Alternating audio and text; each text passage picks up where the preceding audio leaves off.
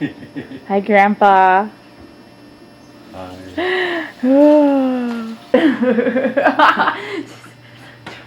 Okay, we're not going to ask any government secrets this time. Okay. But we know you know all about Area 51 because you do their taxes. So. That's right. So my question that I wanted to know about was that I remember vaguely you telling me a story about how you went on a hike once in the Utah mountains, I think. The Utah mountain area, Beaver Dam Mountains. Maybe not. And you got lost. And, yeah. And you ended up on the side of a cliff face that was very hot or something like that, like the sun was going down. So, do you know which story I'm talking about? Yes, I do. All right. It's all you. It's all me. It's all you. This was just before my 12th birthday. Mm-hmm. It was the summer before my 12th birthday, and Dad wanted me to go to the place that he had been on when he'd been with his scout troop when he was 12. And it was an area, you get to it from the highway that goes up over the mountain between Santa Clara and Beaver Dams. And there's a copper mine there, and that's where we were headed for, was to go to the copper mine.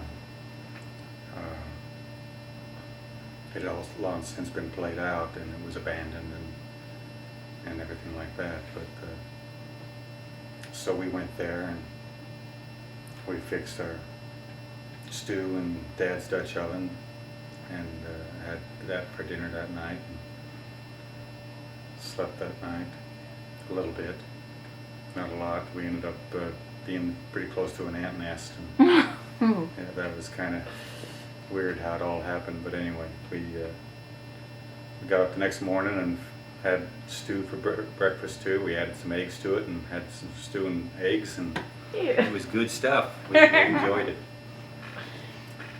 Anyway, we were hiking. We hiked up to where the mine was. That was easy because you could see it. In fact, you can see it from the road. And we went in as far as it was like a cave. As soon as we got to the place where they started to shore it up, then Dad refused to go any further. But we were quite a ways inside the mountain. It was far enough to where it was pitch black, and the only thing that we had was our flashlight. Anyway, we went there and then came back out and decided we were going to climb to the top of the mountain. And so we started climbing, and we found another shaft, another tunnel.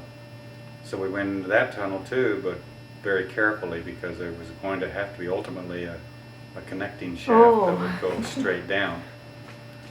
And so we watched for it, and we found it. And then we went back out. And then we continued on up the mountain. And every time we got to the top of a particular mountain, and we'd look around, and there'd be another mountain that was a little higher. And so Dad would say, well, let's go over there. And so we did, and eventually the day played out. It was getting late, and Dad remembered that there was a shale, what do you call it, kind of a valley full of shale, or a canyon full of shale. I don't know what you'd say, but anyway, he figured that if we found the shale, then we would just easily go down the shale, sliding and slipping and sliding, and be just fine that way, and not have to go back the way we came. Because number one, we didn't know where we came from necessarily. It was just kind of random as where we were going. Anyway, we couldn't find the shale that he remembered. And we ended up praying several times, asking for help and direction, because we were basically out of food now. We'd had some snacks, we'd had a lunch, and we had some apples and things like that, but we were basically now done. We were also almost out of water, and it was a very hot day. And so we started coming down, just started trying to find. Every time we thought we were where we would be, there was a cliff face there that we couldn't get down through. And eventually we found the shale, but it was about 40 or 50 feet below us, and there was no way that we could see how to get down to it. Eventually we came across a trail that we followed. Apparently there was a booster station for TV signals, television signals up on that mountain. And this apparently was a trail to get to that booster station so they could take care of things if they needed to. Because the trails, we found it up at the top and we started following it, and it took us to the side where we came across a black cable, basically a rubber cable, black rubber cable. But this was the west facing side of the mountain, and the sun had been beating on that cable all day, and it was hotter than hot. And so we decided that, well, we'll stay here. We got down to a particular place where there was a ledge, about probably 6 or 7 feet wide and or deep, and probably 10 or 15 feet wide. And we started down we got down to that ledge, and we decided that we'd better stop, because the cable itself, it looked like that we would have to go hand over hand down a triangle type. It was I don't know what you call this part of the triangle, but that's what it was. And the ledge came straight down and then flat out, and so there was going to be a potential there for problems. And Dad didn't want to touch that until we could actually handle the cable a lot better than what we could with the heat that it had generated. And so we decided to stay there that night. So we slept on the ledge that night. There was a cloud that came by, and there was a cloud burst, and we actually ended up cutting my canteen open so we could get ready for the rain. We could see that it was coming toward us. And so we actually took this 2-quart canteen, aluminum canteen, and we used Dad's knife somehow we punctured it, and we actually opened it up to be a bowl. And then we used that to catch some of the rain that came through. It was a very short rainstorm. We each got a sip, and that was it. But it was enough to wet our lips. So we slept that night on the ledge, and then we, the next morning, very early, just as soon as we could even see, then we started down. And as we started down, we realized that there was a rubber cable that actually followed the face of the ledge, as well as the one that went across. But Dad went down the one that was going across, and I went down the ledge using that cable to hold me. And then we just continued on down the trail, and we found there was one place where there was a ladder that was there just so that we could go down a particular place. There was no other way to get down. There was a rope that was attached that went about, I guess maybe, 50 feet, 100 feet, something like that, that was used to be able to hold on to. So it was really nice that we came across that, and then we started to walk toward where we thought the car was, or the truck, and we just a little bit ways away going into it. Dad didn't feel that good about his health. He didn't feel good about whether or not, he didn't know for sure that he'd make it to the car. And he was concerned about that, and he told me that he was concerned about it, and he gave me the keys. Well, I kept telling him, you don't need to give me the keys. I don't need to have the keys. You know, and he gave me directions, the fact that once I got to the car, then I was to get something to eat, something to drink, and then follow the road out and flag somebody down and come back after him. And I kept telling them, I'm not going to have to do that. You're going to make it. And we kept talking and everything like that. Well, we eventually did. We got to the road and found a road and got down to the truck, and before we had anything, we offered a prayer of thanks, and then we had some food. And this was Sunday morning, and nobody knew that we would have, we were in some trouble in the sense that nobody knew about us.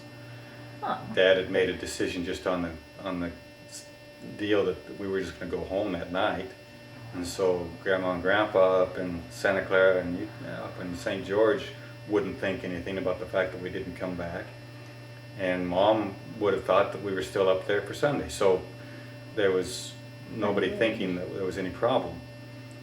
And we also had my .22 rifle with us, which we shot in the air many times. I don't know, just to do it, I guess, to make me feel better or whatever, but that was the one that we lost. It was burglarized from my dad's home years later.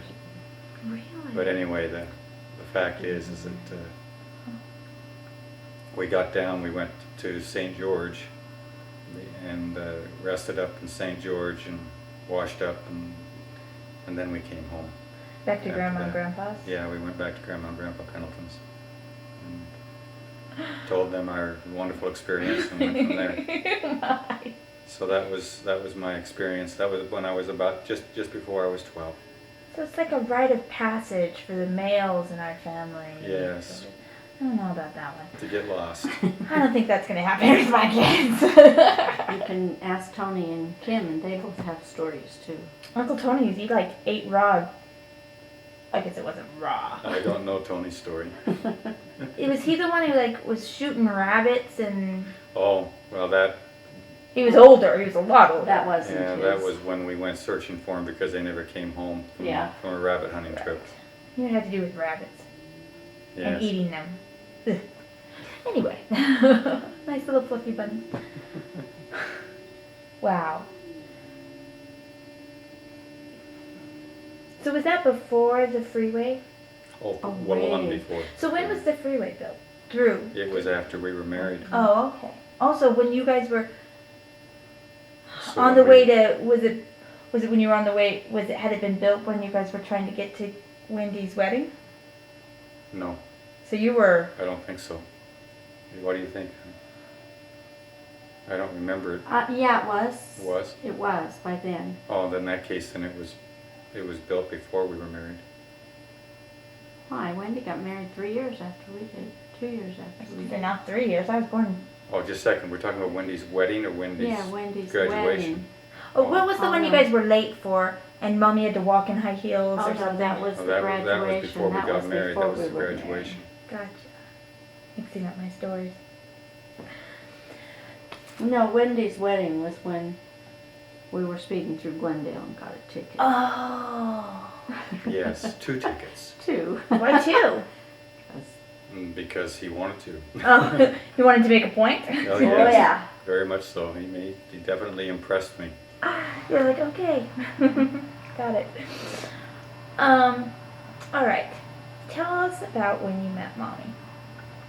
And like, just what you thought. Your side. Yeah, no, this is all from you. This is all from you. We'll get hers. I'll make Liddell get yours. Yeah. The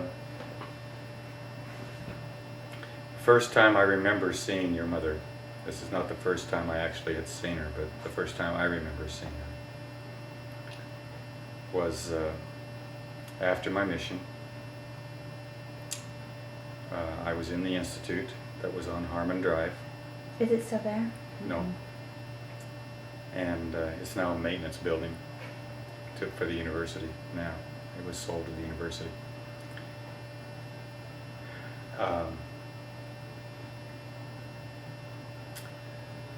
I was inside, I was coming out, and these 2 young ladies were walking up the walkway toward the institute. One of them had coal black hair, and it was fairly long at that time too. And she was walking with her friend, and she made it a point when I introduced myself to them that she introduced Laurie Dixon to me, and she made sure that I understood that it was Laurie Dixon, not Lori Dixon. And that was LaDonna speaking.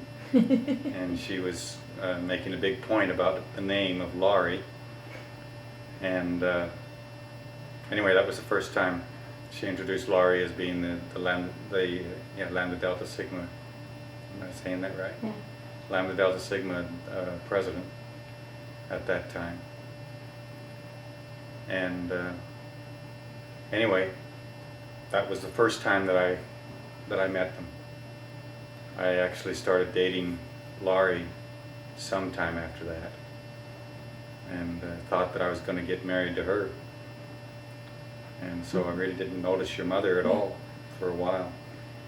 My problem was the fact that when Laurie decided that no, this was not right, and no, Mike, I don't think that we should be thinking about getting married, I didn't dare ask LaDonna out because I thought that it would look like I was trying to spite her best friend, her best girlfriend. And so I stayed completely away from LaDonna and dated another girl. That was it was Pam. Robin's, Pam Fiskus. I dated her for a month or something like that, and then this was at the semester change when all this took place. Laurie, it was during the Christmas break is when Laurie broke up with me. Was that hard? Oh yeah. And it was at that break that there were changes, I believe, done in the Lambda Delta Sigma presidency. That's when LaDonna became president. And it was also at that break when I was called to be the LDSSA president. And so now she was on my council, and that's how I really got to know LaDonna, was the fact that we got to work together on the council, the LDSSA council. And then we worked together on several things. The one that I remembered most was the Valentine's dance, because the LDSSA sponsored the Valentine's dance for the entire school. Of course, nobody came but the LDS students, because we didn't serve liquor or anything like that. We held it in the student union on campus. It was in the second floor. There was a dance hall up there, or a big hall. Big I hall. don't know if you call it a dance hall or not. And we charged for it and the whole works, and had a big to-do with it. I remember the fact that I wanted to dance with her, which I did do a couple of times, and I wanted to be around her, and this other young man decided to make it a threesome. He just wanted to be around too. And we eventually, I decided that, well, we had to count the cash, and it was only the LDSSA members that should do that, and so I had her come with me so we could count the cash. And we locked ourselves back in the back, and that's where we stayed for a while. I don't remember how long, but we stayed there for quite a while, just escaping from the third party. He was outside. He was waiting for us to come out the door, I think. But at any rate, that's where we talked a lot more and enjoyed that time. There was I think we dated a couple of times. I don't remember them all, but I know that we dated a couple of times. But every time we dated, it was to go someplace else where other people would not be, so we would not be seen. Rumors? You didn't? Yeah, we didn't want the rumors. Fishbowl type. We didn't want the rumors at all. I hated those things. So anyway, we dated 2 or 3 times more during that period of time without anybody ever knowing about it. The first time that we were together holding hands, Joanne. several dates, but I cannot remember how many. I remember going to a movie, and I found out much later that LaDonna had seen that movie probably 3 times or something like that. Still, she went with me to it. But the first time anybody saw us together it was a Sunday night, And it was the, actually that was the Sunday after our big escapade of trying to go to St. George and having the car blow up on us Oh, in Bendale. okay. So, Glendale's a curse. yes, it is. For our family, it is. But that was kind of a special time for me. We stopped, and of course the car stopped in about a mile past Glendale, and we walked back to Glendale, and LaDonna was in her platform shoes, I guess is what you would call it. They were kind of high heels, but not really. But they were platform, and they were really tough on her feet. She had walked, and she never told me until I found out. I think it was a couple of weeks later when we were at a swimming party, and I happened to see her feet, the soles of her feet, and here's the remains of a dollar-sized blister on both of those feet. And that was the first I heard about it. But anyway,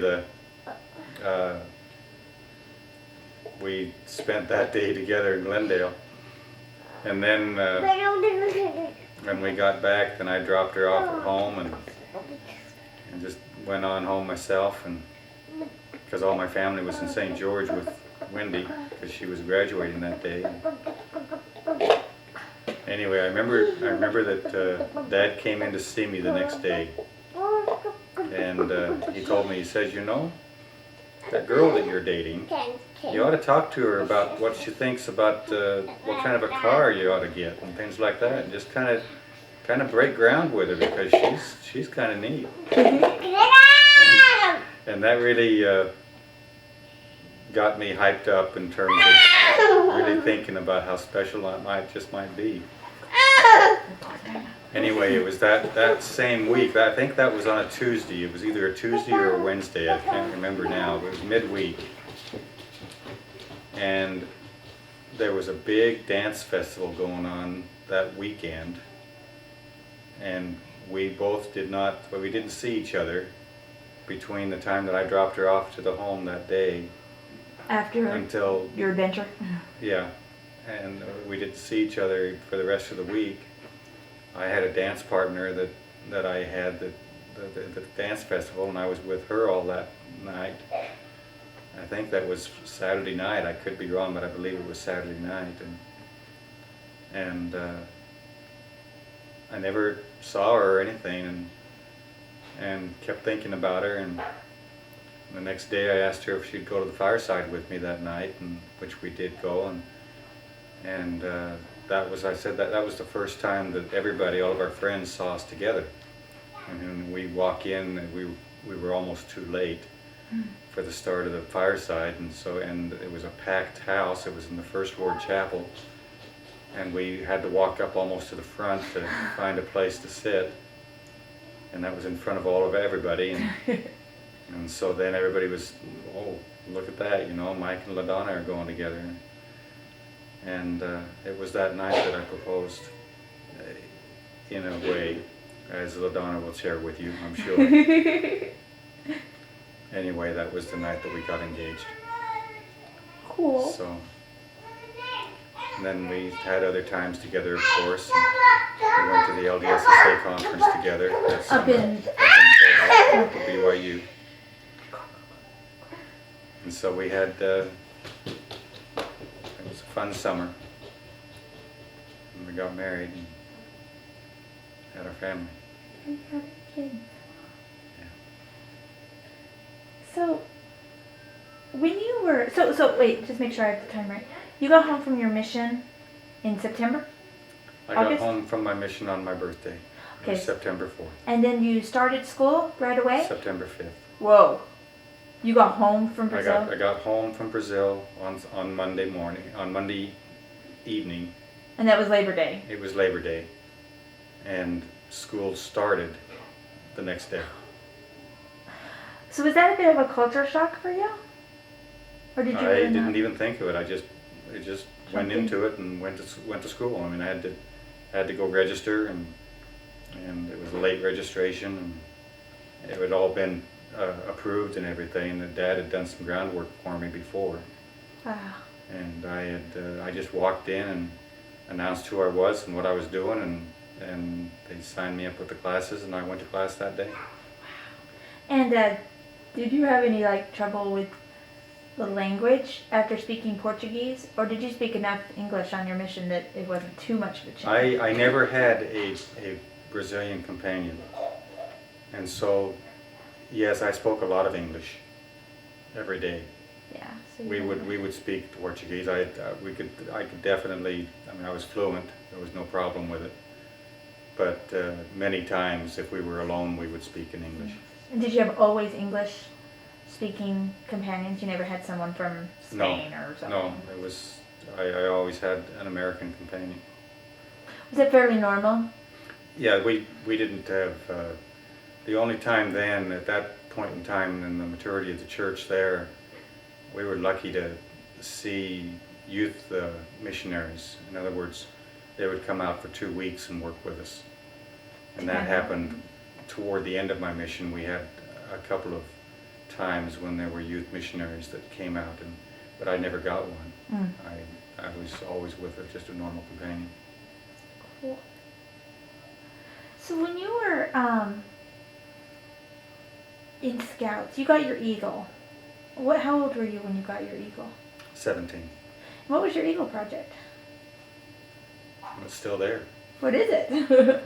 You'd have to look for it now. In fact, it's probably well overgrown and everything like that. My Explorer advisor was Brother Denny Hess, and he was I can't remember now what his position was, but it was fairly high up in the Bureau of Land Management. And the Bureau of Land Management managed the Red Rock area, and they had the entryway into the Red Rock area off of the road. Like off of Charleston? Off of Charleston, which I can't remember now what they call it, but anyway, it's that road that loops around the Blue Diamond. Oh, okay. The road that went into Red Rock had a sign, but that's all it had, was a BLM sign. And he suggested to me that we do a project where we put desert landscaping, where we go out into the desert and just dig up some desert plants and transplant them over there. And that's what we did. But it's very different than the Eagle projects that are done today. Yeah. Very different, because honestly, I did most of the work. Just by yourself? Yes. I had my friend Craig Call help me on a couple of things when we were trying to transport some cactus and things like that. Frankly, I did most of the work, and that was the Eagle project. But Were most that of them entryway, like that entryway now is abandoned. They have a new entryway that goes in because they built the Red Rock Visitor Center out there, Oh, that's true. and they put a different road into it, and so there's really, you go past it, but you don't realize that you're going past it. Oh, wow. So it's just out there. It's out there in the middle of nowhere now. Yeah, basically. I wonder if they use it as a service road or anything like that. I don't think so. Wow. So you got so you were was that senior? Yes. You were the youngest in your class? Your Yeah. age, Mm-hmm. your school classes? I was Okay. basically the youngest. So you didn't turn 18 until after you graduated from high school. That's right. Okay. Right.